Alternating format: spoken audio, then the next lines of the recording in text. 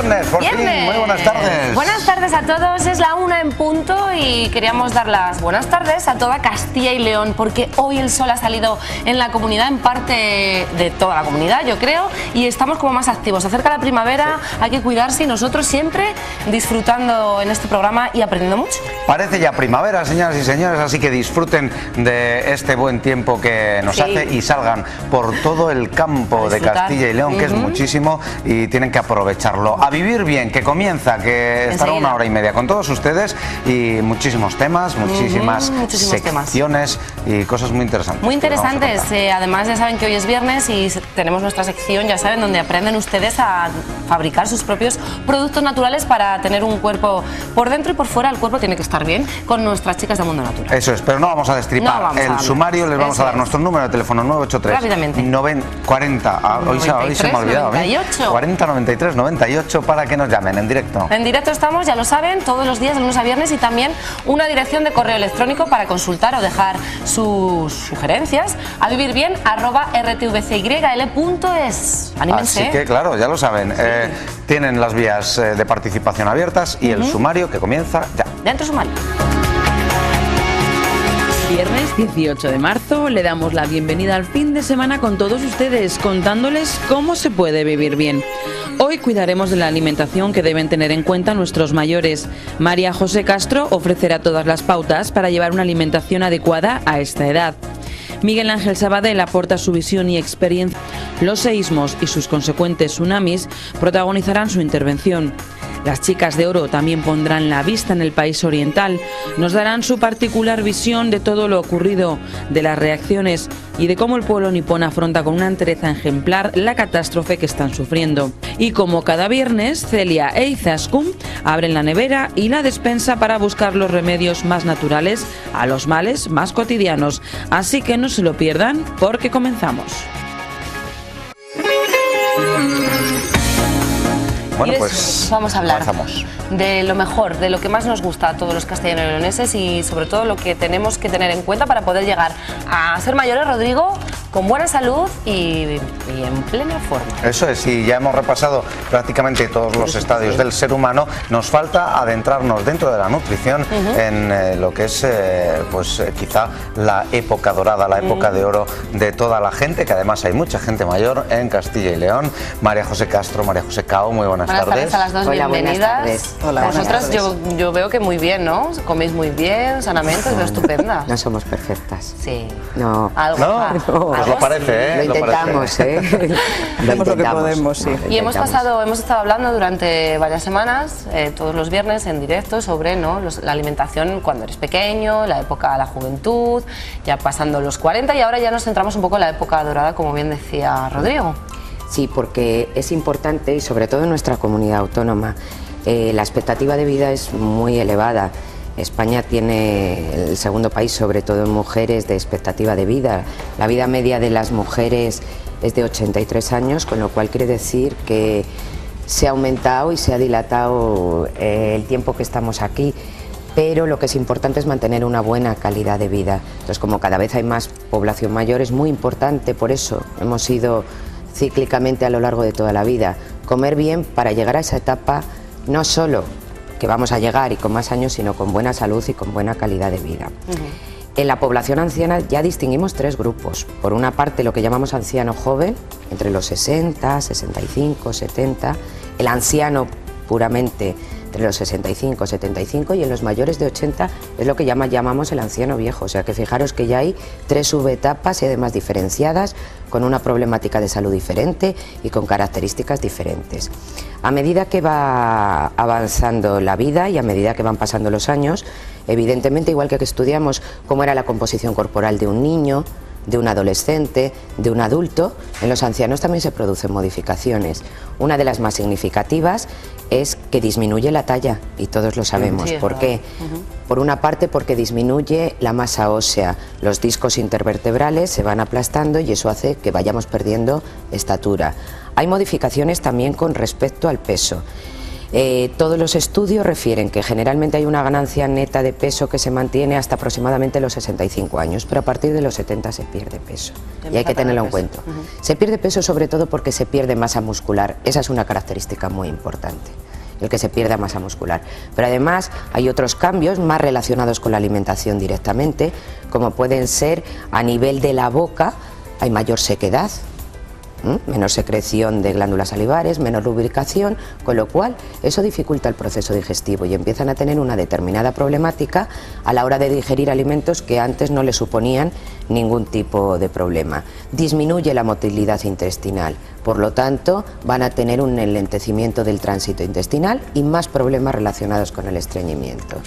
Disminuyen los jugos gástricos, disminuye la eficacia del proceso digestivo y evidentemente eso hace que haya que ir adaptando la alimentación a todas esas situaciones que no son patológicas, que son absolutamente fisiológicas. Y además hay que tener en cuenta algo que a veces no contemplamos en los ancianos. Pensamos, bueno, ya envejecen, no. La problemática psicosocial que se añade y que repercute en la salud, aunque no tengan dependencia. No vamos a entrar en ancianos dependientes, ni tan siquiera institucionalizados, pero es un cambio de vida donde supone la jubilación y de repente, ¿qué puedo hacer? No sé lo que tengo que hacer.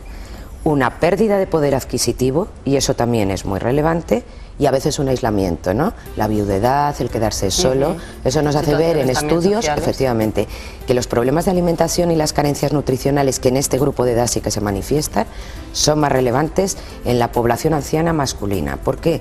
Porque se quedan viudos, solos, y eso hace que tengan carencias en vitaminas, lo observamos con mayor frecuencia en hombres que en mujeres, porque no han hecho la compra nunca, no saben comprar, no saben preparar los alimentos. No es una dependencia, pero sí es algo que hay que atender y que hay que atender desde todos los ámbitos sanitarios y sociales.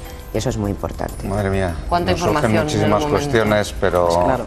Yo no sé si hay mucha diferencia entre esas tres etapas diferentes de la vejez que nos habéis anunciado.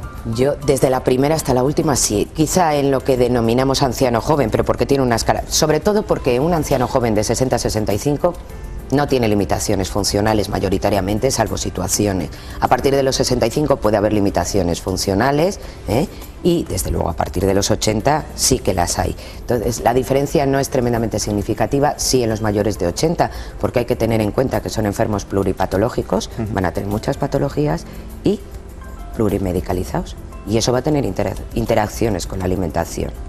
Sí, además, precisamente con lo que María José está comentando es lo que hace que la alimentación tenga que ir cambiando a medida que vamos avanzando en edad, ¿no?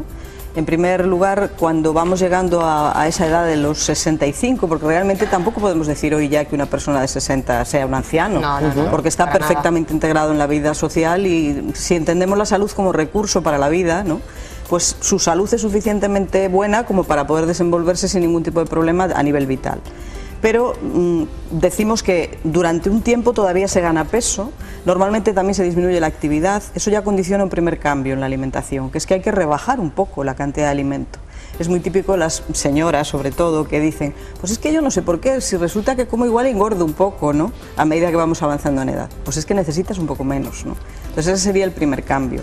Luego, para evitar perder masa muscular, que es un problema muy serio que María José comentaba, es bajar un poco la cantidad de alimento, bajar un poco las calorías de la dieta, pero mantener las proteínas. Incluso aumentarlas. Las recomendaciones, y es uno de los problemas más importantes. ¿Menos hidratos y menos grasa? Sí, grasa en el 30%, porque la van a digerir peor y está limitada, la suficiente para cubrir las necesidades nutricionales. Y sobre todo balancear el tipo de grasa. Sí, y sobre todo aumentar la proteína, porque eso va a hacer que pierdan menos masa muscular y porque hay un efecto que es la disminución del recambio proteico, y evidentemente es muy importante aportar suficiente proteína, porque si no va a ser un factor de riesgo de malnutrición en los ancianos. Y a veces eso, el aporte proteico se complica por los dos motivos que acaba de comentar María José también. Uno, la pérdida de poder adquisitivo. Los alimentos proteicos son los más caros, entonces si hay que prescindir de algún tipo de alimento, se prescinde de lo más caro. Sí, porque es verdad que algunos ancianos viven con pensiones. Claro. Y por por otro lado, también alimentos proteicos muchas veces son difíciles de masticar y entonces tampoco los comen por esa razón. Claro. Y acabamos aportando solo proteína a partir de alimentos, pues por ejemplo los lácteos, ¿no? Que si no son desnatados o semidesnatados se pueden convertir luego en otro factor de riesgo por el exceso de grasa saturada. Por eso no es tan fácil la alimentación del anciano. Y luego hay esa última etapa del anciano envejecido, el anciano mayor de 85, que hoy vamos teniendo cada vez más personas de esa edad, ¿no? Sí. O sea, somos más viejos y somos más viejos desde los dos puntos de vista. Hay que cuidarla mucho, porque ahí sí que la alimentación tiene muchísimo que ver con funciones cognitivas, con capacidad de movilidad, con una buena digestión, para evitar intolerancias, y ahí la cosa se complica todavía muchísimo más. Y claro, tenemos una persona de 85, pero que a lo mejor todavía vive 15 años, y evidentemente lo que tenemos que mantener es una buena calidad de vida a lo largo de ese tiempo. Perdón. No, sigue. Además hay alteraciones con respecto al apetito también, porque cambia el entorno de los sentidos. Disminuye la vista, con lo cual tienen dificultad para poder separar espinas en determinados alimentos. Parecen cosas de perogrullo, pero son tremendamente importantes y les condiciona.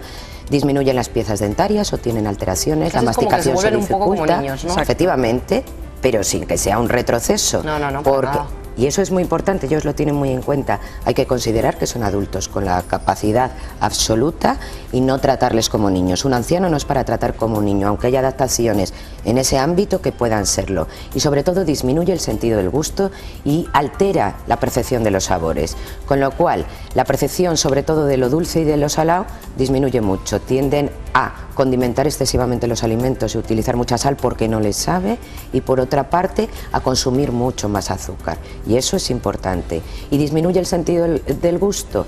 Por lo tanto, es bueno aportar zinc para no perder la percepción gustativa, porque si no les va a generar una anorexia, y entre todas las dificultades añadidas, el riesgo de malnutrición en este grupo de población es lo más importante. Y otro tema muy importante en el anciano en relación con esos riesgos es el riesgo de deshidratación, porque María José comenta que se pierde el sentido del gusto, se pierde el olfato, la sed, que es un reflejo, también se pierde a medida que avanzamos en edad, y es muy típico que cuando le decimos a una persona mayor, tienes que beber agua, te diga, yo es que no tengo sed, ¿no? Y es verdad, no advierten la sed, pero sin embargo necesitan agua, ¿no? Entonces es muy importante mantener esa hidratación y que beban agua, que tomen infusiones, que tomen zumos, y que al menos haya 1,5 litros, 2 litros de agua al día, y a veces eso lo olvidan. Los ancianos tienen un riesgo de malnutrición importante, incluso hay pruebas de valoración del estado nutricional específicamente diseñadas para ancianos por ese riesgo de malnutrición, y en esas pruebas una de las cosas que se considera como mayor factor de riesgo es el hecho de comer solo. También, o vivir solo, tener un... Nosotros lo hemos experimentado nosotros mismos, ¿no? El día que tienes que cocinar solo para ti, ¿qué comes? No te haces unas lentejas, comes cualquier cosa que haya por ahí. Entonces estas personas que comen solas habitualmente, que además tienen una dificultad de poder adquisitivo, una dificultad de movilidad, que no pueden bajar a la compra, subir peso, pues acaban comiendo cualquier cosa, y eso deteriora su estado nutricional y, como consecuencia, que es lo más importante, su estado de salud, ¿no? Tenemos que despedir ya. Tenemos que despedir, siempre nos quedamos con ganas de más. No importa, podemos seguir hablando de la alimentación de los ancianos perfectamente, porque yo creo que es un grupo que merece especial atención. Sí, pues si queréis, para el viernes que viene habíamos previsto otro tema, pero todavía tenemos primavera por delante. Sí, la primavera que también afecta también en mayor grado, ¿no? Podemos seguir con los Muchísimas gracias a las dos. Gracias a vosotros. Buen fin de semana. Igualmente, nos vemos la semana que viene, y bueno, nosotros siempre muy pendientes de nuestros mayores, ¿eh? Eso es. Y hoy, bueno, pues vamos a ver cuál es esa planta de la semana, qué tanto acompaña. Claro que acompaña, porque es que viene la primavera, la naturaleza, todos los árboles en flor, las plantas en flor. La planta de la semana. ¿Cuál es nuestra planta de la semana? Bueno, pues esta semana vamos a hablar de los helechos, uno de los elementos dentro de las plantas de interior que más gustan, creo, a la mayoría de los aficionados a las plantas. ¿Cuál es su nombre botánico? Pues el nombre botánico es Nephrolexis, en este caso, o helecho espada, este que estamos viendo en nuestras imágenes, y es una de las plantas que, lógicamente, dentro de nuestro ambiente, nuestra Castilla y León y demás, pues no se nos da muy bien. ¿De dónde procede? Proceden principalmente de América, y lógicamente pues en las selvas amazónicas y demás es donde más helechos hay, porque suelen vivir pegados a los árboles debajo, porque son unos elementos que no necesitan el sol directo, sino que necesitan mucha luz, pero sin sol. Entonces es lógico que debajo, en las selvas, en los árboles y demás, se desarrollen perfectamente y en nuestras casas sea un poco más problema cuidarlos. ¿Qué cuidados necesitan? Pues yo diría que necesitan mucha luz, mucha luz, sin ese sol agresivo que las pueda dar directos, pero que no pasa nada porque las dé entre las ventanales en nuestras casas y demás. Y eso es un factor muy importante, porque esto yo diría que es de la ventana hacia adelante, muy pegadito a las ventanas de nuestras casas. Agua, pues bastante agua. Y yo diría, haría dos razonamientos fundamentales. Uno, el autoadministrarse agua para su propia tierra para que las raíces vivan perfectamente. Y dos, el agua a través de pulverización. Por lo tanto, es muy importante pulverizarle cuantas veces nos acordemos a lo largo del día o de la semana.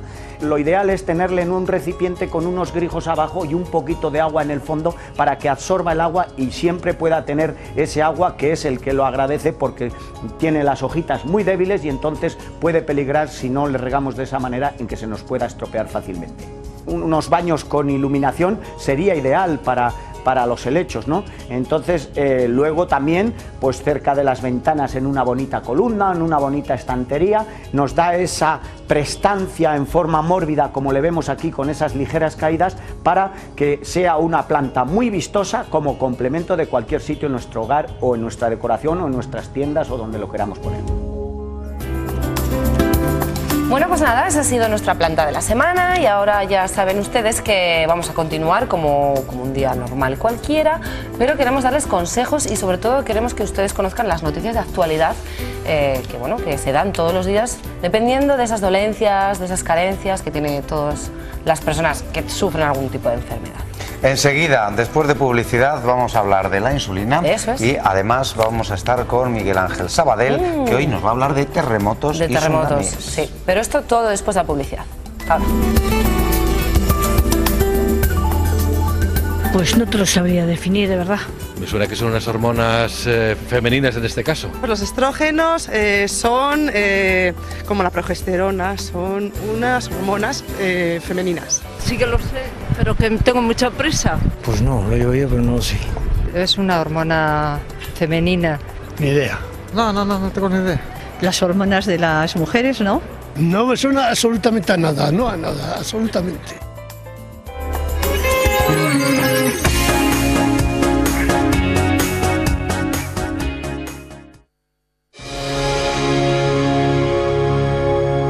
Bayer, Science for a Better Life.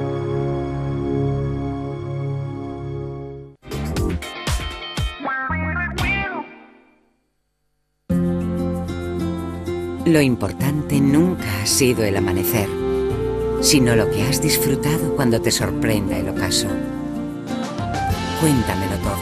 Tengo tiempo, tengo ganas y un mundo de sabores para celebrarlo. Sé lo que te hace feliz y te ofrezco el paraíso. Ven, estoy cerca de ti. Rías Baixas, ricas por naturaleza. Destinada a reinar. Vas a ser la primera dama de la nación. Sin tu intervención sería irrealizable la amistad con Hungría. Esta noche, Sisi emperatriz. Hoy no acudimos al emperador de Austria, sino a nuestra futura reina. Y el viernes 25, Sisi, el destino. La historia de una princesa que cambió un imperio. Los viernes por la noche, en las 7. De Castilla y León Televisión.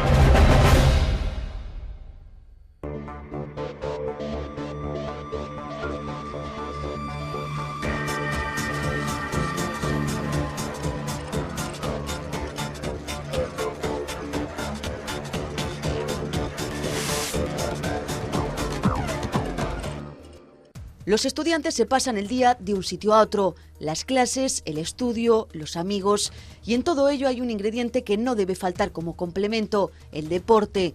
La Universidad de Valladolid tiene muy clara la importancia de las actividades físicas en el ámbito curricular y la formación integral de los alumnos, por lo que apuesta de una forma decidida por el Servicio de Deportes, encargado de promover, organizar, coordinar y difundir el ejercicio del deporte entre todos los miembros de la comunidad universitaria. Se tiene donde elegir y hay para todos los gustos y necesidades, desde actividades programadas como aeróbic, pilates, yoga, tai chi o karate, a las competitivas como fútbol, tenis, baloncesto, balonmano o pádel. Y para quien la traiga la aventura, que no se lo piense, la UBA ya lo hace por ellos. Tenemos nosotros la milla universitaria, el duatlón, la media maratón, los campus hacen las leguas universitarias y bueno, salidas a la montaña, grupos de universidad de ciclismo. Quiere decir que el que quiera hacer actividad en la universidad no tiene ningún problema para poder hacerla. Si te interesa, lo primero que tienes que hacer es solicitar una tarjeta deportiva, trámite que puedes formalizar hasta el mes de marzo en el Servicio de Deportes, en la calle Ruiz Hernández de Valladolid. Muchos ya la tienen y además si te comprometes con el equipo puedes acceder a una beca deportiva. A los alumnos que participan en estos equipos se les concede una beca si han cumplido pues entrenamientos, partidos, etc. Y después también otorgamos unas becas a los medallistas en los campeonatos de España universitarios. Entre todos los equipos deportivos los hay también federados, el femenino de baloncesto en Liga 2 o equipos de voleibol masculinos y femeninos en Primera División Nacional. Alumnos que han conseguido llegar a lo más alto en muchas competiciones. Si te quieres arriesgar y probar, lo tienes a tan solo un clic, www.uba.es.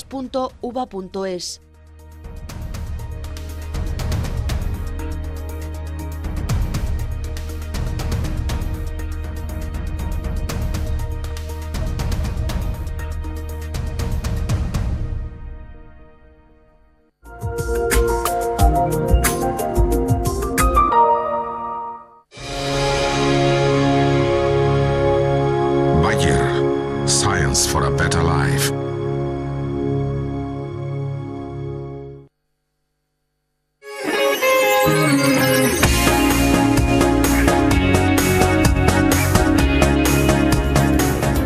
Los estrógenos son las hormonas femeninas responsables de las características sexuales de la mujer, como la formación de las mamas y la aparición del ciclo menstrual.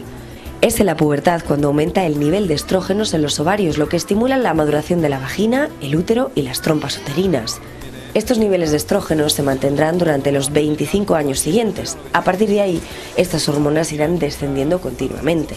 El organismo lucha contra este descenso con la producción en la hipófisis de otras dos hormonas, FSH, que estimula el óvulo, y la LH, luteinizante. El aumento de estas hormonas son las responsables de la aparición de los golpes de calor y los sudores nocturnos. La mujer produce de forma natural 6 tipos de estrógenos, pero solo 3 están en cantidades notables: B-estradiol, estrona y estriol. Los estrógenos intervienen en otras muchas funciones del organismo femenino. Influyen en el metabolismo de las grasas y el colesterol de la sangre, ayudan a la distribución de la grasa corporal, contrarrestan la acción de otras hormonas como la paratifoidea, que promueven la reabsorción ósea, haciendo que el hueso se haga frágil y poroso, y actúan sobre el metabolismo del hueso, entre otras. Bueno, pues ya lo han visto, nuestro ¿Sabías qué? Y ahora sí que vamos a contarles todo lo referente a esa nueva técnica para, bueno, pues pincharse cuando una persona necesita esa insulina. La importancia de la insulina y la diabetes. Vamos a ver estas nuevas noticias. Enseguida estamos con Miguel Ángel Sabadell para hablar de ya está tsunamis. preparado. Ahora. ¿Sabían que se estima que la enfermedad de la diabetes afectará a 366 millones de personas en el 2030? Sean cuales sean los factores implicados, lo cierto es que el número de diabéticos aumenta día a día. Esto va acompañado de un gran número de tratamientos, incomodidades y de tener que recordar hasta 4 veces al día ponerse una inyección de insulina para combatir esta enfermedad. Pero, ¿qué les parecería pincharse solo 3 veces por semana y olvidarse el resto del tiempo de esta dolencia? Científicos de todo el mundo están a punto de conseguirlo después de 16 semanas de estudio en 28 centros diferentes. Se ha descubierto un nuevo tipo de insulina llamada degludec. Los investigadores han descubierto en este nuevo tratamiento un buen control de la glucosa con tan solo 3 pinchazos semanales. Aunque degludec controla esta patología igual que lo hacían otros medicamentos anteriores, resulta más cómodo para los pacientes y consigue que la enfermedad interfiera lo menos posible en su calidad de vida. Los resultados aún deben confirmarse en otra fase de la investigación. Pero si en esta se demuestra que es eficaz, saldrá muy pronto al mercado, aunque con un coste mayor que el de la insulina tradicional. Ante todo, hay que tener en cuenta que podemos evitar en muchas ocasiones esta enfermedad y por lo tanto la dependencia de la insulina, controlando la dieta y haciendo ejercicio físico. Pues ya estamos aquí, vamos a hablar con Miguel Ángel Sabadell. Muy buenas tardes. Hola, muy buenas. Nuestro grandísimo científico que hoy ha tenido a bien, y como es lógico también, porque las noticias lo requieren, hablar de terremotos y de tsunamis. Sí, sí. La verdad es que parece que los terremotos pues, son cosas que suceden de vez en cuando. Y no es verdad, hay del orden de 500.000 de terremotos al año en la Tierra. 500.000 de terremotos. De los cuales nos enteramos, o sea, que son sensibles a nosotros nos enteramos, los animales se enteran 100.000. Casi todos son bajos, de una escala muy pequeña, en la escala de Richter, de 3, 4, 5, pero lo difícil es encontrar terremotos como... Vamos, sí, como el que hemos visto de Japón, que era de casi 9, ¿no? Eso es de 9, casi 9. Sí. ¿Qué significa? O sea, ¿qué es? Uno de 3 en la escala Richter, ¿cómo lo notaríamos? ¿Qué se movería, digamos? Pues notaría, en la escala 1 sobre 3, notarías un poco de... No se me ponían muchas cosas, notarías como que la Tierra tiembla. Sin más, ¿no? Sin más. Con 4 o 5 ya puedes notar que la lámpara se mueve, claro, etcétera. Como cuando tu vecino hace fiesta en el piso arriba. O que puedes notar como, ay, ha pasado algo y no te das cuenta, ¿no? Pues ese tipo de cosas, depende de la distancia, ¿no? El problema son cuando vienen los gordos. Y evidentemente hay 2 zonas muy pobladas en la Tierra en las cuales siempre se espera el Big One, que dicen los americanos, el grande, que es donde en Japón. Lo que pasa es que ha sucedido en una zona donde no se esperaban. Y en la falla de San Andrés, Los Ángeles. Cuando venga uno de los gordos, porque son placas de colisión, entonces es cuando veremos hasta dónde pueden llegar nuestra tecnología. Y yo creo que en esto es muy importante porque Japón es el país que más sabe de terremotos del mundo. Están asentados sobre una de las zonas más sísmicas del planeta y somos incapaces de detectar cuándo va a pasar. Pero una vez que empiezas a ver los primeros síntomas, hasta que llegan las ondas, digamos que sucede el terremoto a 300 kilómetros y tarda del orden, pues, por lo menos 80 segundos tardó en llegar a Tokio, 80-90 segundos en llegar a Tokio. Entonces sí que eres capaz de determinar, avisar a la población con 1 minuto de antelación de que va a venir un gran terremoto. Y eso salvó muchas vidas, porque se dio toda la alarma en toda la gran isla de Japón. Y ellos tienen ya todo programado para que saben lo que tienen que hacer. Exacto. Se saltan la alarma de terremoto y entonces toda la población se entera en el momento, porque se cortan todas las emisiones de televisión, de radio, etcétera, y surge eso. Y eso es la única forma de detectarlos. Y eso que normalmente siempre hay unos terremotos antes, claro, eso lo ves cuando viene el gordo, ¿no? Normalmente cuando viene uno gordo como este, hay unos terremotos antes, que llaman los previos. Hubo uno el día 9, 2 días antes de 7 la escala Richter, hubo unos cuantos, y después vienen unos cuantos después del grande.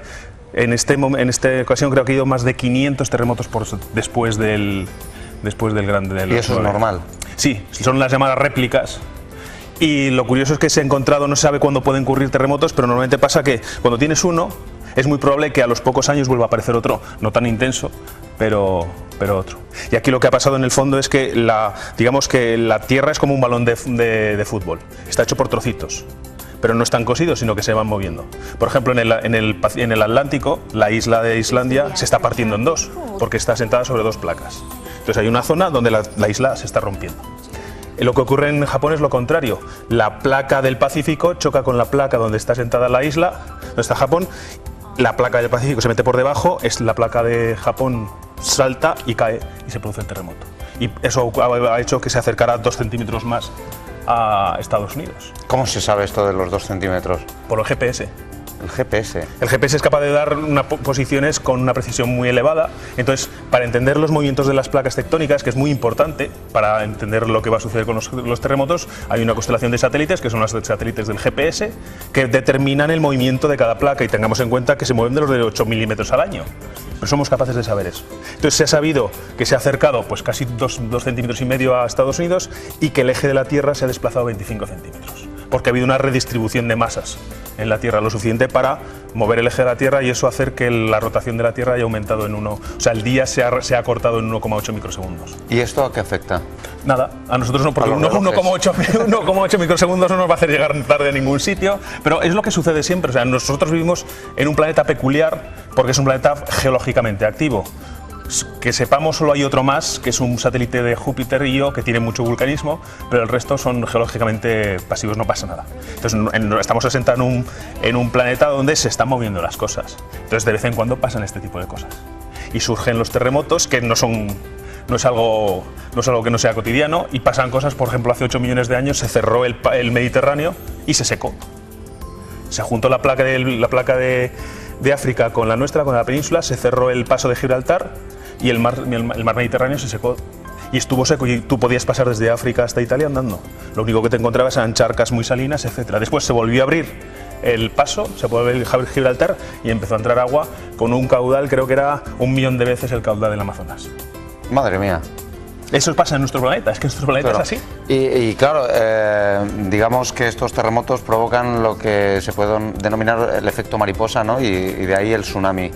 Sí, claro, si tú, lo que ocurre es, si el terremoto sucede en tierra firme, pues lo que tienes son los movimientos de placa, que además, fíjate que hay 2 tipos de ondas, las que bueno, son 3, pero vamos a dejarlo en 2, que se producen en un terremoto. Son unas que son las que hacen que suban y bajan los edificios, que esas no destruyen, salvo, bueno, que son un edificio muy ancho, y después las que hacen que el suelo vaya así, en longitudinal, que esas son las que acaban rompiendo, de verdad, porque lo que hacen es esto, y esto es lo que acaba tirando los edificios. Bueno, pues si eso sucede esas son las ondas sísmicas que provocan cuando se mueven las placas, pues si sucede en tierra pues no pasa nada. El problema es cuando sucede en mar, que lo que haces es esos movimientos, en vez de derribar los edificios, lo que hacen es mover la masa oceánica. ¿Y qué ocurre? Pues que se provocan las tsunamis. Que las tsunamis son unas olas muy curiosas porque en alta mar no se ven. Como tienen la longitud entre crestas puede ser del orden de los 10, 20, 30, 100 kilómetros. Entonces, en alta mar, como hay mucha agua, la altura puede ser, como mucho, puede tener 2 centímetros o 20 centímetros. Una vez que se va acercando a la costa esta ola, claro, se va quedando sin agua por abajo y empieza a subir. De tal forma que se han visto, según las últimas informaciones, las tsunamis que han arrasado Japón han llegado hasta los 7 metros de altura. Y además que se ve enseguida que va a venir una tsunami. Y sucedió además en Lisboa el siglo pasado. Lo estás diciendo en femenino. Yo lo había oído siempre en masculino, ¿no? Sí, no sé. Pues mira, no sé si tsunami es femenino o masculino, supongo que será masculino, si tú lo dices. No, es por lo que yo he oído, la tsunami no lo sé. Tengo ni idea. Es como las enzimas y los enzimas estas que no sé, tampoco está muy bien definido. Como sucede en la mar o en el mar. O en el mar, pues. Exacto. Bueno, pues curioso que eres capaz de determinar que viene porque el mar se retira 400 metros. Entonces, en Lisboa, en el siglo pasado, cuando arrasó un tsunami en Lisboa, la gente estaba en la playa y dice, ¡ay, boh, que se nos ha ido el mar! Pero aquí, a medio kilómetro, entonces la gente se queda y vamos a coger cositas, y entonces es cuando viene la ola. Porque claro, para subir necesita coger agua. ¿Y dónde la coge? Arrastra desde la costa, sube la altura y después cae. Y suelen venir del orden de 4 o 5 tsunamis, o sea que una vez que ha pasado la primera, tienes que esperar un poquito a volver, porque pueden llegar de 5 tsunamis seguidas. Entonces, lo que hay que hacer siempre que estés en un lugar, sobre todo si los tsunamis son muy comunes en el Pacífico, o sea, si estás tú en Bora Bora, en Papete, y de repente ves que el agua se retira, echa a correr tierra adentro, porque se ha visto que ha llegado hasta 10 kilómetros dentro de la tierra en Japón. 10 kilómetros. 10 kilómetros, sí, estamos hablando de 7, 8 metros de altura. O sea, ya puedes correr. Ya puedes correr mucho. De hecho, a muchos les ha pillado. ¿Qué es lo que ha arrasado realmente? El terremoto no ha causado tantas muertes y tanta destrucción como la propia tsunami, que es el peligro realmente de los maremotos. ¿Crees que prontito tendremos ese terremoto, digamos, enorme, el que esperan en Estados Unidos? Pues es posible. ¿Y de qué magnitud sería? Porque el Big One es de este estilo tendría que ser. Lo que pasa, lo curioso, lo que ha pasado con este terremoto de Japón es que sí, o sea, había predicciones de que era posible que en los próximos, tú puedes predecir en 20, 30 años que la cosa ahí se está calentando y tienes cierta posibilidad, pero no se esperaban que fuera tan arriba, esperaban que fuera más abajo, que es donde es la mayor probabilidad. He sucedido en una zona donde no es que no sucedan terremotos, es que ese tipo de terremotos tan fuertes no se lo esperaban los geofísicos. Lo bueno que tiene esto es que ahora tenemos información de primera mano, porque Japón, insisto, es el mayor país en detección sismológica y en investigación sismológica, para saber, primero, cómo hay que construir los edificios, porque la experiencia es un dato, para que aguanten, cómo se manifiesta un terremoto de esta magnitud, etcétera, etcétera. Ahora tenemos datos de primera mano. Es el más gordo que ha habido en Japón desde que se tienen registros de terremotos, desde 1900. Si sucede un poquito más abajo, ¿el tsunami sería peor o sería...? No, da igual. Fíjate, en Chile, que está a 17.000 kilómetros, y la distancia más larga que puede haber entre dos puntos en la Tierra son 20.000, que es la media circunferencia. Pues Chile está a 17.000. Llegó el tsunami con una altura de 2 metros. Madre mía. A las costas de Chile. Entonces, las tsunamis o los tsunamis te recorren el Pacífico por una velocidad de 400 kilómetros por hora. O O sea que van rapidito. Más rapiditos. Bueno, pues hemos conocido hoy de mano de nuestro querido científico Miguel Ángel Sabadell cómo son estos terremotos, cómo se producen y provocan estos tsunamis. Muchísimas gracias. Gracias a vosotros. Un placer, como siempre. El viernes que viene hablaremos de la atracción, o eso será para otro día. No, yo creo que hablaremos de la atracción, de la biología de la atracción. La biología de la atracción, pues no se lo podrán perder, así que ya lo saben. Nos vamos a publicidad, 2 minutos, volvemos enseguida con nuestras chicas de oro que van a hablar no del tsunami, no del terremoto, pero sí de sus consecuencias devastadoras en Japón. Hasta ahora.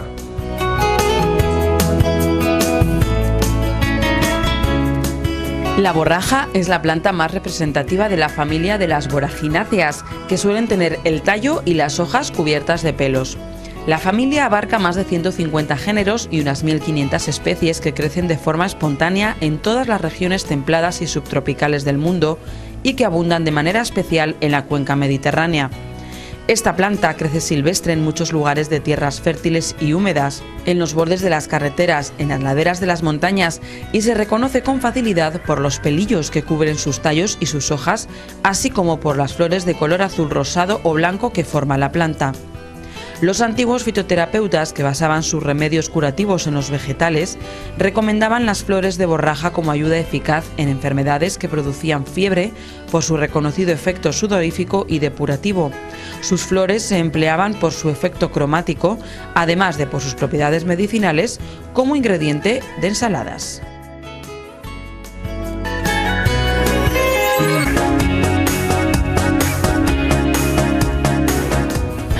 Estaba yo colocándome rápidamente en el sofá. Estamos ya en compañía de nuestras chicas, las chicas más que más brillan, con un color así como de oro. Rodrigo. Totalmente. Nuestras chicas recién llegadas algunas del sur, recién llegaditas, como Carmen Blanco. De Almería. De Almería, concretamente. Bienvenida, buenas tardes. Muchas gracias, igualmente, bien hallados. Buenas tardes. Buenas tardes. Y no llegan desde tan lejos, pero están aquí también con nosotros Concha Chamorro, periodista, compañera. Buenas tardes. Hola, buenas tardes. Hola, buenas tardes, Concha. Buenas tardes. Bienvenida. Y Rocío Garrido, decoradora de interiores. Buenas tardes. Buenas tardes, Tocaya, Rodrigo, encantada. Igualmente, muchas gracias por estar aquí las tres. Y bueno, yo no sé, este tema, ya sabéis, estábamos hablando detrás de las cámaras, Concha y yo hemos podido estar hablando un poquito y nos impresiona, y sobre todo lo que nos llama la atención, Rodrigo, es cómo tienen que estar nuestros compañeros, nuestros colegas, los periodistas japoneses y todos los demás allí, ¿no? Y todos los periodistas que se han desplazado hasta allí, porque hay muchos españoles que se han ido allí a cubrir. Es para felicitarles, es que están a destajo, porque entre lo que está ocurriendo en el norte de África y ahora lo de Japón, la verdad es que no paran, ¿eh? Y expuestos. Y expuestos a peligro. Y expuestos al peligro de la radiación. A mucho peligro, sí. Que ese es el tema que vamos a tocar hoy y del que vamos a hablar. Sí, yo creo que el pueblo japonés nos está dando una lección de civilizados. Que dado mi tema de protocolos anteriores, habéis visto cómo van recogiendo en cola los alimentos que le van llegando, o sea, todo el sufrimiento tan tremendo que están padeciendo, más todos los sufrimientos de vivir día a día y no tener dónde estar, y con el frío y con todas estas cosas. Bueno, pues qué comportamiento de personas. No ha habido saqueos, no ha habido muertes por arrebatarle la comida a otro, todas estas cosas que hemos visto en otros sitios, pues acordaros de Haití y de esto, cuando ha habido estas cosas tan tremendas. Sin embargo, aquí no la hay. Luego, este pueblo tan civilizado, tan correcto, tan educado, me ha dejado maravillada. Y eso lo quería expresar, aparte de ya tenemos el tema. Es lo que más me ha impresionado. La cultura y educación de este pueblo milenario, la verdad. Sí. Pensar que además es un pueblo con miles de años de civilización y el comportamiento que tienen, sí, lo que tú dices, es exquisito, vamos, es digno de admiración, ¿eh? Ya podíamos aprender un poco los occidentales. El rey, tenemos que aprender mucho. Más de 10.000 personas que todavía no han aparecido. Date cuenta que hay gente que se ha quedado sin su familia, sin su casa, que no hay electricidad, que no hay agua corriente, que les faltan los alimentos básicos y que no hay una palabra más alta que otra, que no hay un grito. que además de lo que dice Carmen, que es un pueblo súper civilizado, que no ha habido saqueos, que no se aprovechan de los demás, es un pueblo muy solidario, que están constantemente ayudando y que por supuesto que sufren, pero que su educación no les permite de ninguna manera pues montar ningún número, como creo que ocurriría en nuestro pueblo, porque sí, tenemos otras virtudes, somos muy solidarios, pero a mí me admira ese saber estar de los japoneses, esa contrición, esa entrega a los demás y ese esperar pacientemente a que lleguen los alimentos y a que lleguen todo lo que pueda ayudarles sin levantar una voz.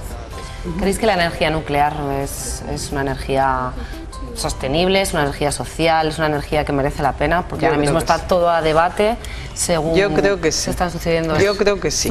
Yo creo que sí. Yo creo que es necesaria todavía. Es decir, este fenómeno tan tremendo que ha sucedido allí, de un terremoto 9, no suele pasar todos los días.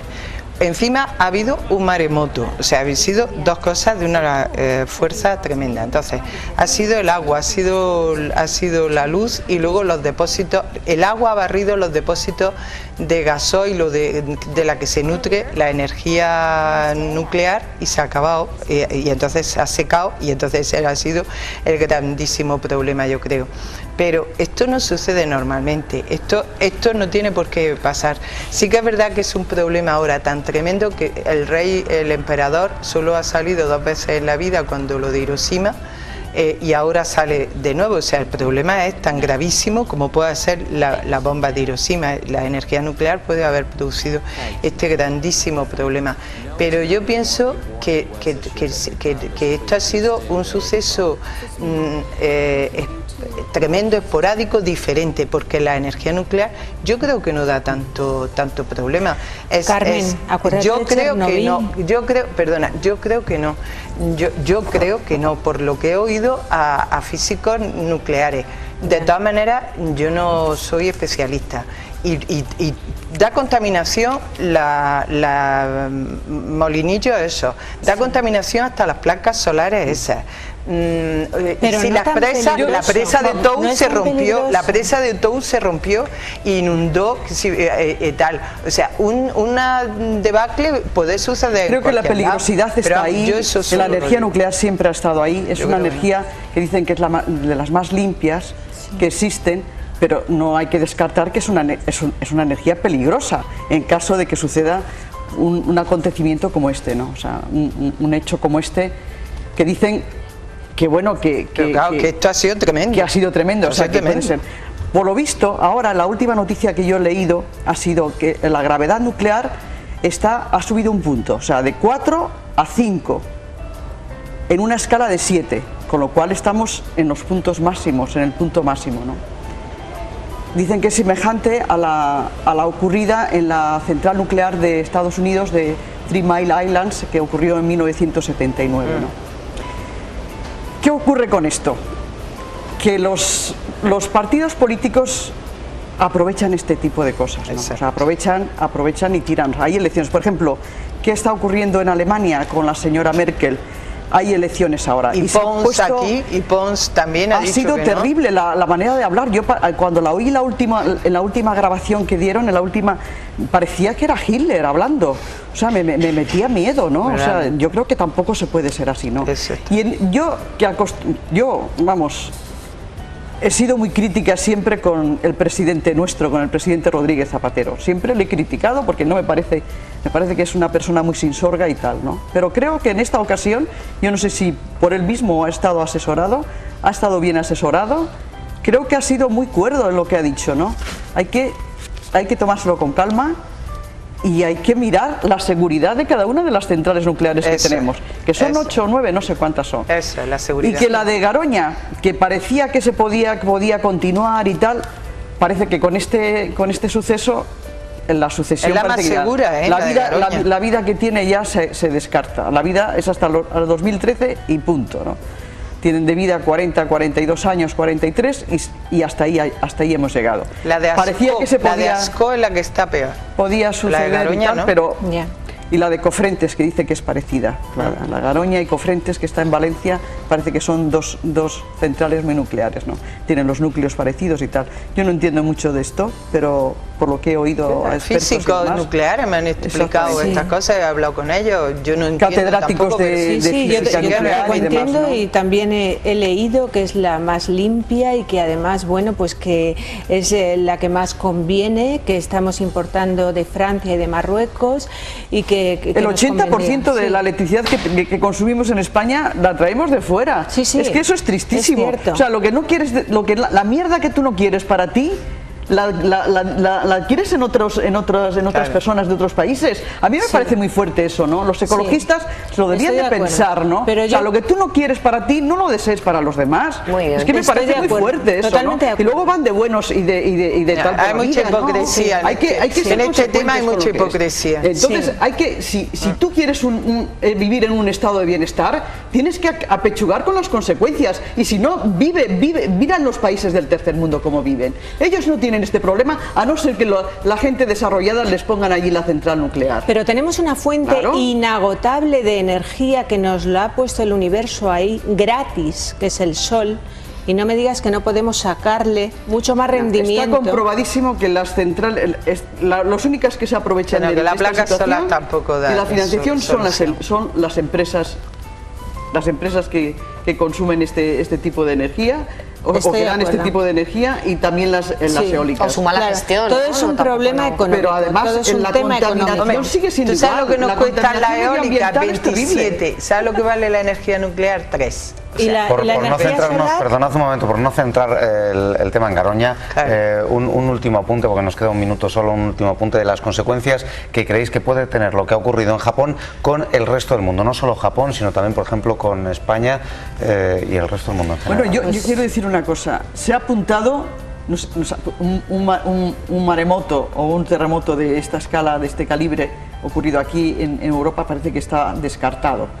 Pero sí que puede haber atentados terroristas. Esto ya lo han apuntado los gobiernos, ¿no? O sea que cuando el run run suena, pues puede haber un atentado terrorista. ¿Y quién te dice a ti que si el día de mañana, pues aquí en España, en Francia, que tienen 59 centrales nucleares, en Alemania y tal, pues estallan 3 o 4 centrales nucleares? ¿Qué pasa con el continente europeo? Ay, por Dios, Concha. Bueno, yo en esa catástrofe tan horrorosa no quiero ni pensarlo. Lo de los atentados terroristas. Yo esa cosa tan catástrofe no quiero pensarla. No, pero por eso está muy bien que miren la seguridad ahora mismo. Eso, en cada una de yo ellas. lo que quiero decir es eso, claro. que lo que esto nos ha servido, yo creo, a todos, es para pensar y decir, bueno, pues tenemos que ponernos todos seriamente a trabajar en cuidar de la seguridad del país y de poner las cosas al máximo de control, porque están las cosas bastante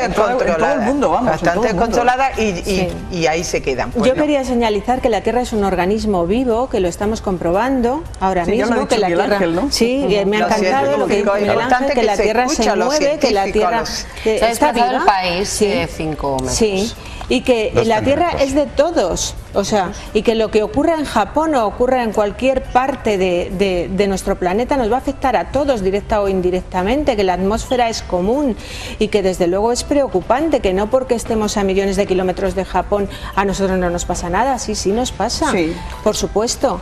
El aire se mueve constantemente y la radiación está ahí en la atmósfera. Y yo quiero unirme al pueblo de Japón, no sé cómo podemos ayudarles, pero estamos todos pendientes de esta desgracia tan tremenda. Es verdad. Y yo quería decir chapo por la lección que nos está dando el pueblo japonés a todos los niveles. Muy bien. Y lo que tenemos que aprender. Nos unimos a Japón. Nos unimos. Gracias a las 3 por vuestras opiniones y bueno. Humildes opiniones. A ver si si pudiéramos arreglar el mundo. Pero nos acaloramos, Concha, nos acaloramos. Así me gusta que os acaloréis de vez en cuando, que viene bien. Gracias a las 3, nos vemos la semana que viene. Disfrutar del fin de semana, que está ya muy cerquita y nosotros vamos a seguir porque la actualidad prima en A Vivir Bien. Sí, además, bueno, pues nuevas investigaciones nos centran el pescado, el comer pescado, el omega 3, que es muy bueno para los ojos. Para los ojos y para todo. Pero vamos a ver lo que nos lo cuenta Reyes enseguida. Las mujeres que consumen gran cantidad de ácidos grasos omega 3 son menos propensas a desarrollar degeneración macular asociada con la edad. Esta es la conclusión de un nuevo estudio que coincide con los resultados de investigaciones previas que habían demostrado que el consumo de pescado retrasa el avance de esta degeneración. Los pescados ricos en omega 3 incluyen al salmón, la trucha, la sardina y el atún. La degeneración macular aparece por el crecimiento anormal de vasos sanguíneos detrás de la retina o la ruptura de las células sensibles a la luz dentro de la retina. Los expertos aseguran que además de dejar de fumar o no comenzar nunca, no existe otra forma conocida para prevenir la degeneración macular asociada a la edad. Para realizar este estudio se utilizaron datos recopilados entre mujeres mayores de 45 años que habían respondido cuestionarios alimentarios. En 10 años, 235 de 38.000 mujeres desarrollaron la degeneración macular asociada a la edad, lo suficientemente grave como para dañarles la visión. Al considerar las fuentes alimentarias de los ácidos grasos más importantes, el riesgo de desarrollar esta degeneración disminuía un 38% en las mujeres agrupadas en el tercio que más ácidos grasos consumían. Sin embargo, los expertos consideran que es demasiado pronto para recomendar que la población comience a suplementar la alimentación con pescado o suplementos de aceite de pescado para prevenir la enfermedad ocular. Esto se debe a que el estudio fue solamente observacional, no un experimento real, por lo que no permite confirmar si las mujeres que consumían gran cantidad de omega 3 simplemente eran más saludables que el resto, lo que refuerza la necesidad de realizar ensayos clínicos al azar. El mejor consejo que tenemos hasta ahora, según los expertos, es no fumar. Pues sí, no fumen. No fumen, y si fuman, hágalo moderadamente, que tampoco queremos saber. Nada, no. Que no fumen, mejor, y punto. Que no y coman pescado, que tiene omega 3, muy bueno para la degeneración macular. Antes de irnos a publicidad, ¿nos quieres hablar de el sol? La luna y el sol, no de la noche. Vamos a hablar de la noche. ¿Mañana por la noche vas a poder ver la luna o no? Mañana por la noche va a ser Creemos difícil. Sí. Un concierto muy interesante. Bueno, pues mañana la luna, Rodrigo, se situará a 356.575 kilómetros de la Tierra, es decir, un 7% más cerca de la distancia media que separa a nuestro planeta de su satélite. Si bien desde el hemisferio sur solo se verá un 1% más grande, en el hemisferio norte el tamaño lunar percibido será de un 14% superior. Pues mira, mañana atrapamos la luna. Si te vienes a Ávila, te la regalo. Venga, vale, a lo mejor me lo pienso y voy. Venga. Y la veo desde allí. Hasta ahora. Hasta ahora mismo.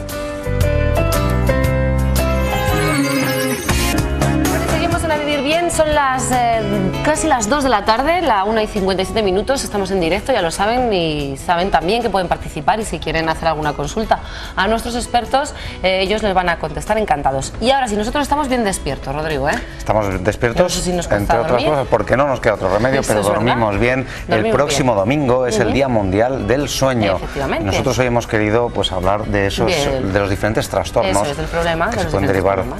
Porque yo duermo bien, Rodrigo duerme bien, pero sí que es verdad que a veces un sueño te puede, alterar, ¿no?, tu descanso, depende del sueño. Porque la calidad de vida. La calidad de vida. Yo creo que mejor presentamos a nuestro invitado y que nos explique muy bien qué es el sueño y después hablamos de todos esos problemas. Muy buenas tardes, bienvenido, Félix del Campo. Neumólogo del Hospital Río Ortega, muy buenas tardes. Buenas tardes. Bienvenido, buenas tardes. El sueño realmente es un gran desconocido, pero si tuviéramos que definir el sueño sería como una pérdida de la percepción y de la capacidad de respuesta, pero es algo reversible y recurrente, es decir, realmente 8 horas de 24 tenemos necesidad de dormir y esto es absolutamente necesario, por tanto diríamos que un tercio de nuestra vida tenemos que vivir y no es un tiempo perdido porque el sueño tiene grandes efectos reparadores, especialmente a los niños. Este año, que es el año del Día del Sueño, está dedicado fundamentalmente a la importancia que tiene el sueño y se ha hecho bajo el lema dormir bien para crecer bien, porque se sabe que si es importante el sueño en los adultos, todavía más en los niños. La madurez cerebral va a depender de la calidad de sueños pequeños, pero los adultos también es importante y por tanto... ¿Por qué tiene este ciclo la vida? Es decir, cuando somos pequeños dormimos muchísimo y después ya nos vamos acostumbrando. Hay ancianos que quizá nos lleguen a las 2-4 horas de... Es un fenómeno que es común a todas las especies, de tal forma que durante nuestra primera parte de la vida necesitamos madurar y gran parte de eso lo dedicamos a dormir y por tanto el sueño es muy importante en la maduración cerebral.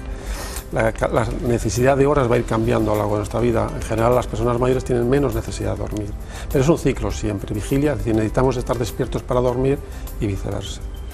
Decía un artículo que hemos podido leer esta mañana que casi el 30% de los niños españoles tienen problemas para dormir.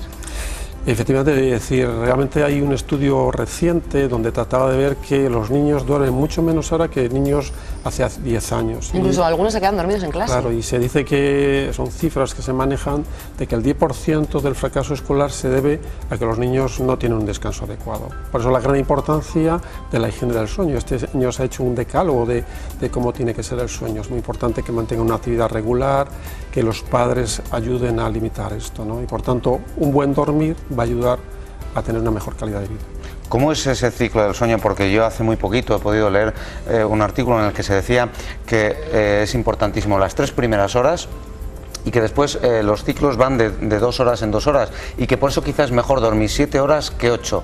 No sé si eso es verdad o no es verdad y hasta qué punto también los 20 minutos estos famosos de siesta son o no buenos para el descanso. El sueño no es regular a lo largo de la noche, es decir, mientras dormimos vamos a entrar en distintas fases del sueño. Hay una primera fase superficial, se acompaña posteriormente una fase de sueño profundo y luego viene una tercera fase donde movemos los ojos y perdemos tono muscular. Esto es un ciclo de sueño, este ciclo se va a ir alargando a lo largo de la noche. No es exactamente conocido cuánto necesitamos dormir, pero sí que se sabe que la gente que duerme más de 8 horas va a tener problemas metabólicos y también se sabe que la gente que duerme poco también tiene trastornos. Es decir, como pasa muchas veces en medicina, el irse por arriba o por abajo va a llevar problemas y por tanto no es bueno dormir mucho y no es bueno dormir poco. ¿Cuántas horas exactas? Entre 6 y 8 horas. 6 y sí 8. que es cierto que en los niños va a ser muy importante, por debajo de 5 años, y que hagan siestas periódicas, eso va a permitir que duerman. Los españoles cuando dormimos por la noche y cuando dormimos las siestas es que tenemos déficit de sueño, es decir, muchas veces los sueños cortos realmente son reparadores y nos van a permitir hacer mejor nuestra función diurna. De hecho, coincide la siesta con el ritmo circadiano que tenemos. Hay una cierta tendencia a dormir a esa hora, igual que tenemos más tendencia a dormir por la noche. Por tanto, la siesta es útil. O sea, pero si los 20 minutos esos son útiles. Son útiles, pero nos aconseja a la gente que tiene trastornos de insomnio, es decir, aquella persona que realmente tiene dificultad para iniciar el sueño, para mantenerlo, es una persona que tiene un problema de vigilia y a esa persona no le viene bien echarse la siesta. La gente que tiene apnea del sueño son personas que por la noche tienen apneas, no pueden respirar bien. Esas personas, si duermen la siesta, también tienen más problemas. Es decir, el sueño a la gente que tiene apnea del sueño no le recupera el sueño y por tanto siempre que duerme va a tener problemas. A las personas en general, la siesta pues es reparadora, es una buena costumbre. Los problemas del sueño, que son muchos. Uno es la apnea del sueño, síndrome de las piernas inquietas también. ¿Cómo podría explicarnos hay todo? 6 grandes trastornos. Uno de ellos sería los trastornos respiratorios del sueño, que es más conocido, es el síndrome de apnea del sueño, y sería el más frecuente, el más prevalente, el de mayor importancia en cuanto a la salud. Y serían personas que básicamente por la noche dejan de respirar porque su garganta se obstruye. Eso hace que no respiren bien, su cerebro se despierta y son personas que al día siguiente van a tener alterada su calidad de vida. Es decir, son personas que están cansadas, tienen somnolencia, pero a largo plazo, tras muchos años de este episodio, van a tener problemas cardiovasculares y esos serían los trastornos respiratorios del sueño. Hay otras personas que tienen dificultad para dormir, eso es el insomnio. Hay 2 tipos de insomnio, sería aquellas personas que tienen dificultad para empezar a dormir, se llama insomnio de inicio, o al contrario, hay personas que duermen fácilmente, pero a las 4 de la mañana se despiertan y eso es el insomnio de mantenimiento. Hay otras personas que tienen fundamentalmente hipersomnia, es decir, son personas que por el día tienen somnolencia excesiva diurna y esa es la enfermedad típica, es la narcolepsia. Es una enfermedad muy limitante que altera tu calidad de vida, no te permite trabajar, puesto que tienes muy frecuentemente mucho sueño. Y a esas personas les vienen muy bien las siestas. Y por último hay unas enfermedades que son movimientos anómalos, eso es el síndrome de las piernas inquietas. Es decir, hay 2 síndromes, hay uno es lo que se llama piernas inquietas, donde tú estás despierto, te sientas o te echas en la cama y no eres capaz de dormir porque estás moviendo constantemente las piernas, eso es el síndrome de las piernas inquietas. Al contrario, hay veces que ocurre que ya estás dormido y no dejas de mover las piernas, eso se llama el movimiento periódico de las piernas, es decir, son 2 patologías distintas. Piernas inquietas, estás despierto, no te deja dormir, y por el contrario, el movimiento periódico de las piernas, tú estás dormido, pero tu sueño no va a ser recuperador y al día siguiente vas a tener somnolencia. Vamos a hablar ahora también de los tratamientos. Hemos visto que nos has traído... Sí, este sería el tratamiento de la apnea del sueño, bien sea para niños o para adultos. Como habíamos dicho anteriormente, la apnea del sueño es una enfermedad donde bruscamente, por la noche, por motivos desconocidos, la faringe se colapsa y por tanto ya no entra aire. Esto es un motor que genera una presión, no da oxígeno, da simplemente aire a presión que va a ir ligado a una mascarilla que se sujeta en la nariz, y esto el paciente lo tiene que poner toda la noche. Esto va a permitir que con una presión de aire la faringe se va a dilatar, va a respirar el paciente absolutamente bien, mejora su calidad de sueño y al día siguiente está absolutamente bien, pero no resuelve la enfermedad, nos va a ayudar noche a noche.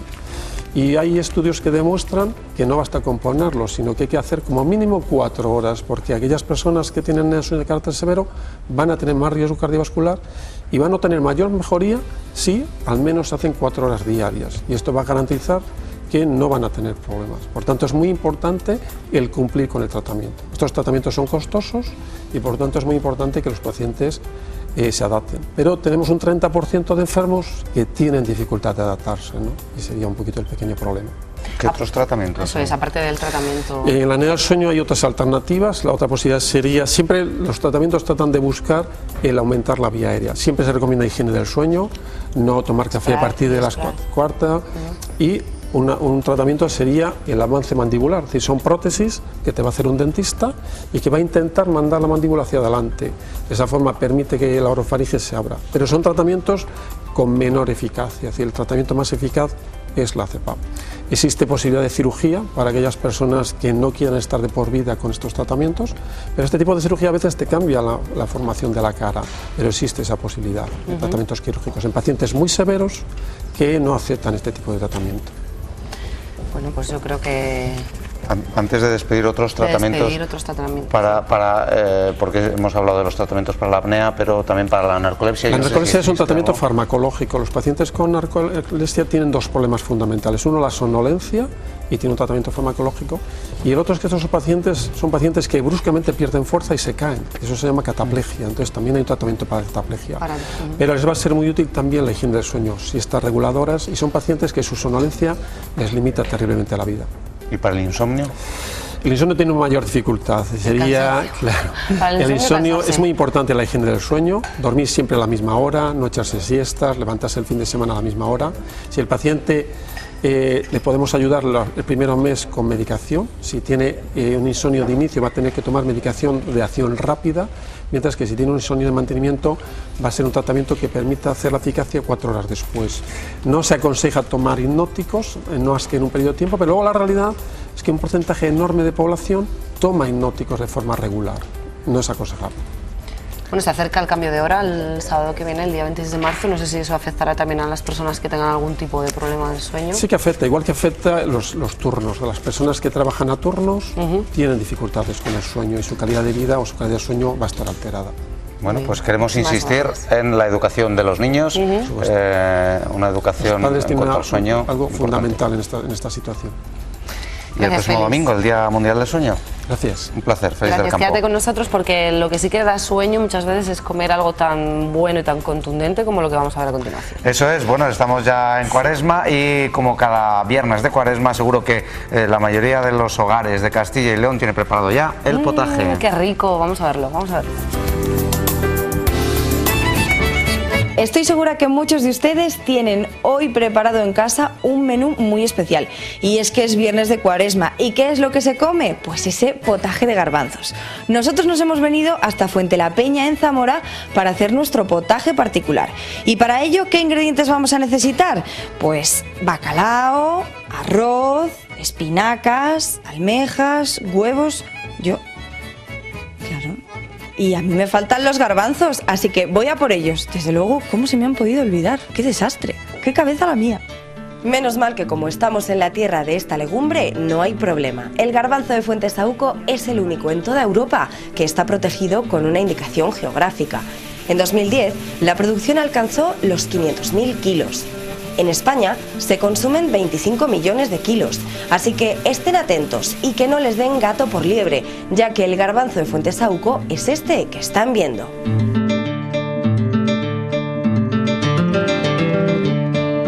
En Castilla y León, afortunadamente, yo creo que es de las comunidades, si no la comunidad que más legumbres consume todavía en España per cápita, que supera los 2 kilos, los 2 kilos 300 por persona, pero también es verdad que nosotros, nuestro garbanzo, en el caso concreto del garbanzo de Fuentesauco, lo comercializamos también fuera de la comunidad autónoma. La distribución es bastante dispar por toda la geografía española, destacando sobre todo la parte norte, que es la que habitualmente consume más garbanzos, quizá por la climatología. ¿Y en el exterior, en el extranjero, consumen garbanzos? ¿Exportáis? Bueno, realmente España y Castilla y León somos netamente importadores. Hemos pasado de ser autosuficientes. Ahora realmente el 70% del garbanzo lo importamos sobre todo de México. Nosotros producimos calidad, ellos producen cantidad. ¿Qué propiedades tiene los garbanzos de Fuentesauco? Bueno, pues el garbanzo de Fuentesauco tiene, yo diría, hay 3 características que les hacen que sobresalgan.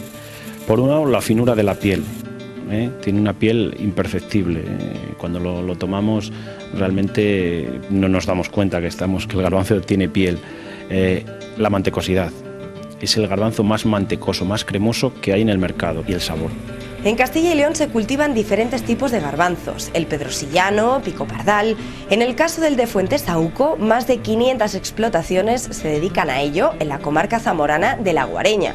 Víctor está a punto de recoger su semilla. Ahora estamos sembrando, creo que termine hoy y con esto ya finalizo las 15 hectáreas, pero vamos, luego después falta echar los herbicidas, pasarle los rodillos. En fin. ¿Podemos acompañarle? ¿Le ayudamos? ¿Le importa? Pues nada, en absoluto, al revés. Me parece muy bien que vengáis. ¿Cómo se cultiva el garbanzo de Fuentesauco?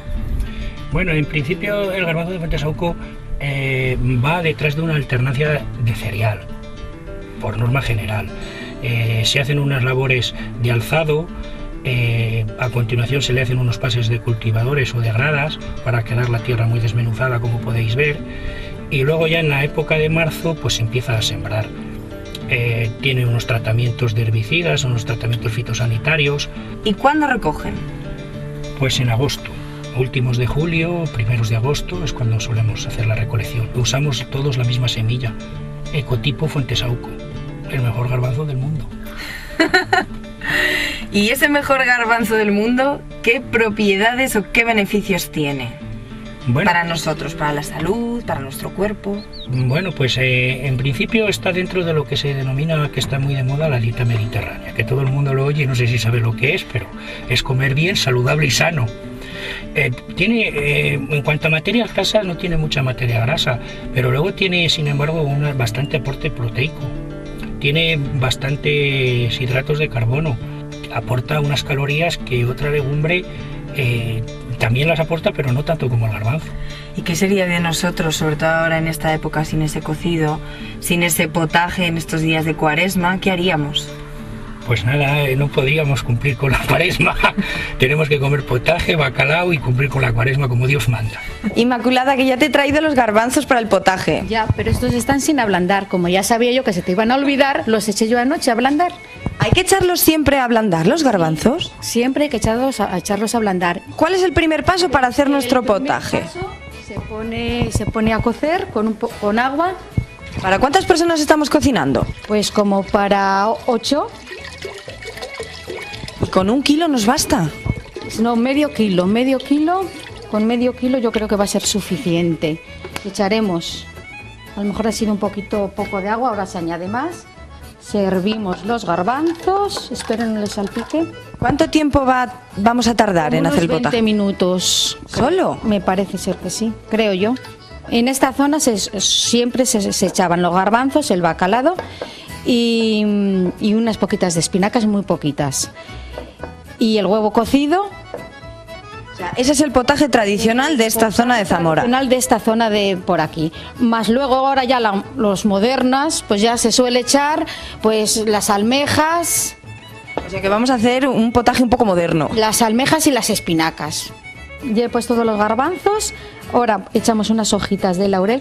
Laurel también de Fuente la Peña. De Fuente la Peña, sí señor.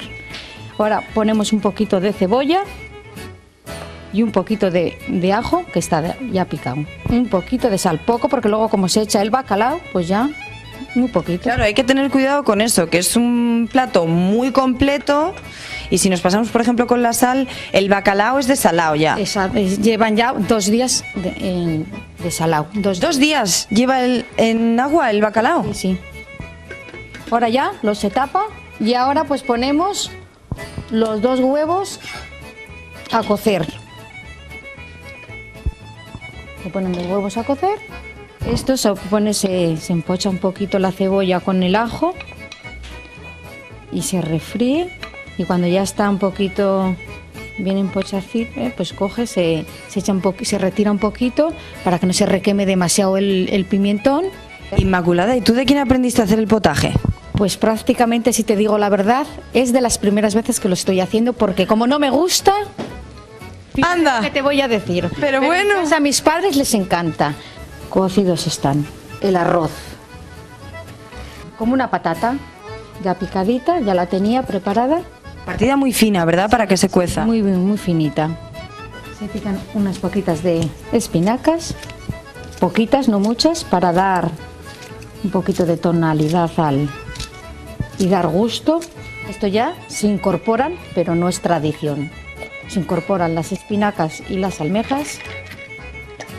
Pero las espinacas sí es tradición. Bueno, en algunas sí y otras no las echan. ¿Y el bacalao?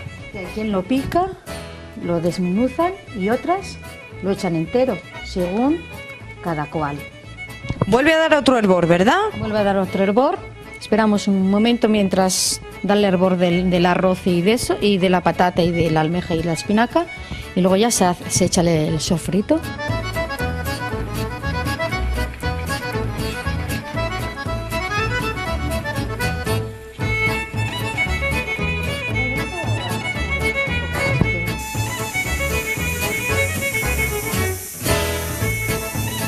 ¿Cuánto tiempo hemos tardado en total?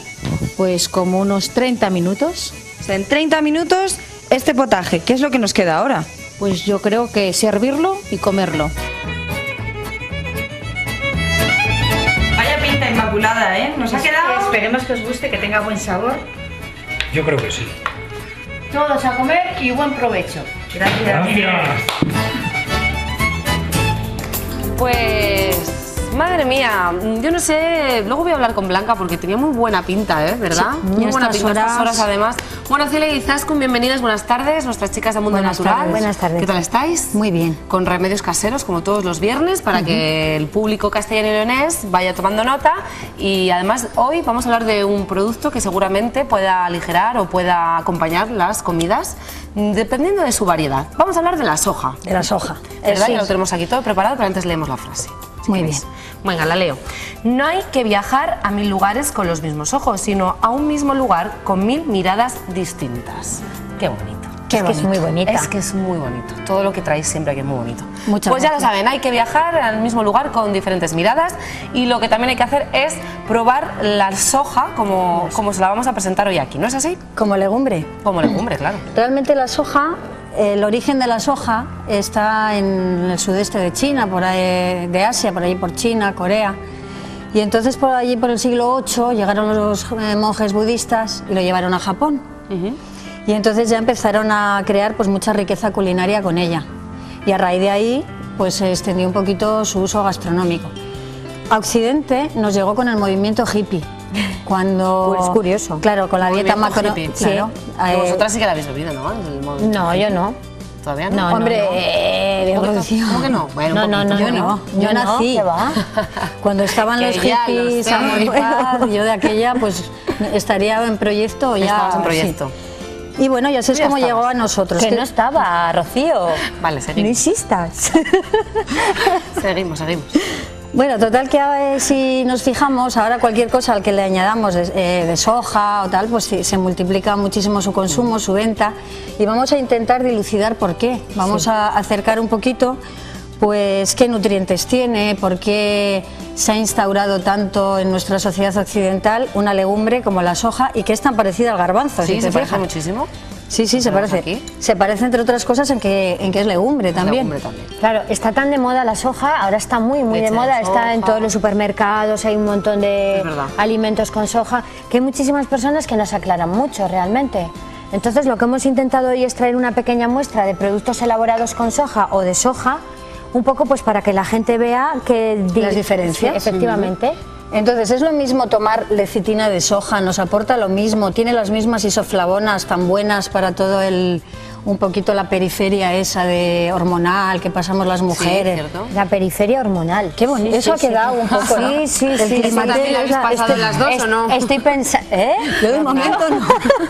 ¿Qué te hemos hecho hoy? Nada, que estoy yo hoy aquí muy... No, Rocío, muy no. picajosa estoy. Bueno, vamos a nosotras ver de momento no. la diferencia entre la soja y la lecitina de soja, que no tiene nada que ver. Que no una tiene con nada la que ver. otra. Bueno, la riqueza nutritiva que tiene la soja sobre todo es por su proteína. Es de las legumbres que más contenido proteico tiene. Entonces la proteína, para decirlo así fácilmente, es si los ladrillos son fundamentales en una casa, la proteína es fundamental en nuestro cuerpo como ladrillos. Por supuesto.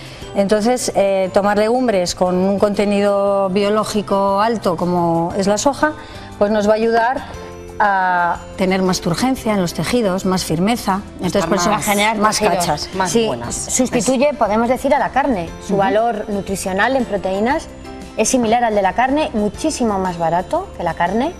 Y además de eso, bueno, podemos Pero decir en que es todo, más sano. ¿Lo sustituye al 100%? Tiene o? todos los aminoácidos esenciales, sí, los tiene. En el caso de la soja, luego en el caso de otras legumbres hay que incorporarle algún cereal para lograr compensar. Sí, eso es. Vale. Pero la soja los tiene. Vale. Ya, como te digo, es muchísimo más barata que la carne y es más sana, porque no tiene las toxinas derivadas del metabolismo animal, con lo cual tomar soja es muchísimo más sano que tomar carne. Pero bueno, Vale. mira, he traído aquí también lo que muchas personas llaman soja roja, que realmente son azukis. Que se parece un poco a la alubia de aspecto. Sí, se parece. A los caparrones. Ah, los caparrones, sí. Y soja, que mucha gente llama soja verde, pero realmente se llama judía mungo. Esto no es soja, pero bueno, es muy equiparable a la soja. En propiedades se parece muchísimo a la soja. Y también se puede cocinar de manera... Se cocina muy igual. parecido a los guisantes, muy parecido a las lentejas, y si no, bueno, pues le echamos imaginación. Te puedo decir que está riquísimo. El azuki lo vemos así, como muy intenso, pero luego su sabor es muy suave, es muy delicado, no es como nuestras alubias. Es muchísimo más suave. Es una legumbre muy depurativa. Ahora, mira, en primavera nos viene muy bien porque nos ayuda a limpiar, nos ayuda a desintoxicar. Tonifica el riñón, para personas con problemas renales va muy bien. Y luego, bueno, dentro de la medicina tradicional china, podríamos decir que nos proporciona energía. Y Como casi todas las legumbres, como ¿no? casi todo, sí, pero bueno, energía vital. podríamos Y además decir. no muchas calorías, porque si un gramo de proteína nos aporta 4 kilocalorías, como pasaría con un hidrato de carbono, un gramo de grasa nos aportaría 9. O sea, fijaos la forma en que uno puede nutrirse y a la vez que te estás reafirmando que estás aportando salud al cuerpo, no estás engordando, ¿no? No estás engordando, que es muy importante. La judía mungo, la soja verde, la particularidad que tiene para toda la gente que muchas veces lo ve y no sabe ni qué particularidad tiene ni qué propiedades, podemos decir que es muy rica en ácido fólico, por ejemplo. Para las embarazadas iría estupendamente. Ah, que mira que sí. bien, para las Y embarazadas. el azuki estimula la secreción de leche materna. Para las mujeres que estén dando el pecho, por ejemplo, el azuki les va fenomenal. Mira qué bien. Todas estas habas, toda esta soja, por decirlo así, es muy rica en lecitina, que es esto. Lecitina, eso. Es muy rica en lecitina. La lecitina, un buen contenido de lecitina en nuestro organismo nos asegura un buen funcionamiento del corazón, del hígado, de nuestro cerebro, ayuda a la salud Y cardiovascular. a diferencia que las demás legumbres que tienen que cocinar, en la lecitina se puede tomar antes. Se puede de tomar las así, comidas, ¿no? claro. Se puede Sí. tomar como está. Esta es la fracción grasa de la soja. Esto no es como la soja completa. Su contenido en isoflavonas no es ni parecido a todo esto, ni parecido, ¿eh? Pero bueno, tiene otras particularidades. La lecitina es riquísima en fósforo. Para niños que estén estudiando, para personas que utilizan mucho la El cabeza, coco. la memoria, gente mayor que pierde la memoria, por ejemplo, va Y fenomenal. luego para el colesterol alto, que es Para el su colesterol. función más conocida. Cuando tenemos el colesterol hablamos alto, de ello ayer. claro, la lecitina es un emulgente, es decir, nos ayuda a transportar la grasa en el agua, con lo cual cuando incorporamos la lecitina en nuestra dieta estamos ayudando a que toda esa grasa que es tan pegajosa, pues seamos capaces de eliminarla. Claro. Muy bien. Y la leche, claro. La por bebida supuesto. de soja. La bebida. Claro, Más esto que se el- hace con esto. Esto es con esto. Entonces, la bebida de soja tiene las mismas propiedades que tiene esto. Es decir, contendría isoflavonas también, muy rico en calcio. La soja tiene muchísimo calcio y fósforo. Entonces también es un aporte interesante para la salud de los huesos y bueno, no contiene lactosa, no contiene colesterol, o sea que es bastante sana y muy digestiva. Y luego la elaboración de la leche se haría moliendo los granitos de la soja, lo ponemos a cocer, lo cocemos evidentemente y cuando ya veamos que el aspecto es más o menos así, se cuela y en un trapito y luego ya se escurre bien el trapito y el resultado es ese. La leche de soja. Sí, eso es. Y también tenemos los germinados, la soja germinada. Germinada para acompañar ensaladas. Claro, o cualquier plato. Si lo añadimos a un plato en caliente hay que añadirlo al final para que no pierda propiedades. Vale. De esto a esto hay una transformación muy importante. Son alimentos completamente diferentes. Este es un alimento vivo porque al germinar una legumbre lo que hemos hecho aquí es activar las enzimas de crecimiento, con lo cual ha cambiado su composición. Podemos decir que, por ejemplo, un germinado es muy rico en vitamina C. Como un cítrico, como un tomate, tiene muchísima vitamina C, tiene clorofila.